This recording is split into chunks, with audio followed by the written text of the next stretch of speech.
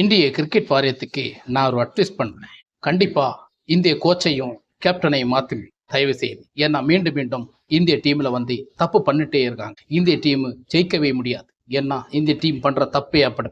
இந்த டீம் ஏன் இப்படி பண்றான்னு எனக்கு புரியுது. இந்த டீம்ல வந்து கிரிக்கெட்ல வந்து என்ன நினைச்சிட்டு இப்படிப்பட்ட விஷயங்களை பண்றாங்க. முட்டாள்களா இந்திய டீம்ல? எல்லாரும் முட்டாள்களா சிந்திக்கிறீங்களா அப்படின்னு சொல்லி இந்திய டீம்ல இருக்கு. முட்டாள் மாதிரி தான் சந்திக்கிறேன். இந்திய டீம்ல யாரை செலக்ஷன் பண்ணணும், யாரை செலக்ஷன் பண்ணக்கூடாது, யாரை கொண்டு வரணும், புதிய பிளேயர்களை உருவாக்க வேண்டுமா, இல்லது கிரிக்கெட்ல என்னதான் நடக்கிறன்னு உண்மையை புரியும். கிரிக்கெட்ல அரசியல் லெவலில் நடக்கிறதா அப்படித்தான் இங்க தோணுகிறது. கிரிக்கெட்ல பார்க்கும்போது வந்து இந்த கிரிக்கெட் வாரியத்துல வந்து என்ன நடக்கன்னு எனக்கு ஒண்ணுமே புரிய மாட்டேன். மீண்டும் மீண்டும் இந்திய டீம் வந்து தப்பு பண்றேன்.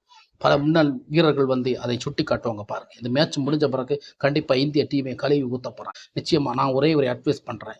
இந்திய டீம்ல உள்ள கோச்சையும் இந்திய கேப்டனையும் மாத்தினாதான் இந்திய டீமுக்கு வந்து நல்ல ஒரு முன்னேற்றம் கிடைக்கும், நல்ல ஒரு விளக்கமும் கிடைக்கும்னு நினைக்கிறேன். ஏன்னா இல்லைன்னா இந்திய டீமை வந்து இனி காப்பாற்றவே முடியாது.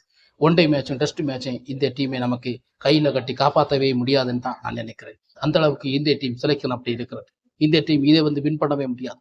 பும்ராவை நம்பி ஒரு டீம் இருந்தால் அது எப்பவுமே இந்தியா ஜெயிக்கவே முடியாது. ஒரு தலையெழுத்து தான் வரும். ஒரு ஆளை நம்பி ஒரு மேட்ச் எப்படி ஜெயிக்க முடியும்? உண்மையிலே பைத்தியக்காரத்தனமா இருக்கு.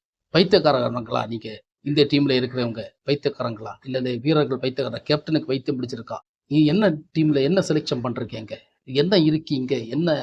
என்ன ஆளை செலெக்ஷன் பண்ணி ஒரு மேட்ச் நடக்கிறன்னு ஒண்ணுமே புரிய மாட்டேன். இது எங்க 2 ஸ்பின்னர் தேவையா? சரி, ஒரு ஸ்பின்னரை மாத்தினீங்க. நல்ல விளையாடின பிளேயரை தான் நீங்க மாத்திருக்கீங்க. கில் சரியா விளையாடுனா அவரே போல ஒரு பேட்ஸ்மேன் தான் நீ கொண்டு வரணும். அதுக்கு பதிலாட்டி வாஷிங்டன் சுந்தரை கொண்டு வர்றது என்ன விதத்துல நியாயமா இருக்கு? வாஷிங்டன் சுந்தர் வந்து நல்ல பிளேயர் தான். ஆனா கில் போல இருக்குமா? ஆனா கில்ல நீங்க மாத்தினது சரிதான். ஆனா கில்லு போல நீங்க ஒரு பிளேயரை கொண்டு வந்திருக்கணும் உள்ள. இப்படியெல்லாம் நீங்க கொண்டு வராம இங்க என்ன நடக்கிறன்னு எனக்கு ஒண்ணுமே புரிய மாட்டேங்குது. கிரிக்கெட் டீம்ல வந்து நீங்க என்ன பண்றீங்கன்னே தெரிய மாட்டேங்குது. ஒரு முட்டாள் டீமாக இது வந்து செயல்பட்டு கொண்டிருக்க மாதிரி தான் தெரியுது. அப்படி பார்க்கையில இந்த முட்டாள் டீம் மாறணும்னா இந்த டீம் கோச்சையை மாற்றணும், கேப்டனையும் மாற்றணும். இவங்க 2 பேரும் மாத்தினாதான் இந்த டீம் வந்து உருப்படுமானே நான் சொல்றேன். இந்த டீம் வந்து உண்மையிலே இந்தியா இந்த ஜெயிக்குமானே என்ன நிச்சயம் சொல்ல முடியாது. அப்படி இருக்கிறது இந்த டீம்ல உள்ள டீம் செலெக்ஷன் வந்து. இந்த டீம் செலெக்ஷன் வந்து நிச்சயமா உருப்படாத டீம் செலெக்ஷனாக இருக்கும். இதை நன்கு புரிந்து கொண்டு செயல்படுங்க. இந்திய டீம் வந்து இப்படி போய் கொண்டிருந்தானா இந்த டீம் செலெக்ஷனே சரியில்லை, பவுலிங் சரியில்லை. பும்ரா மட்டுமே விக்கெட் எடுக்கிறாரு. இது எந்த விதத்துல நியாயமா இருக்கும்?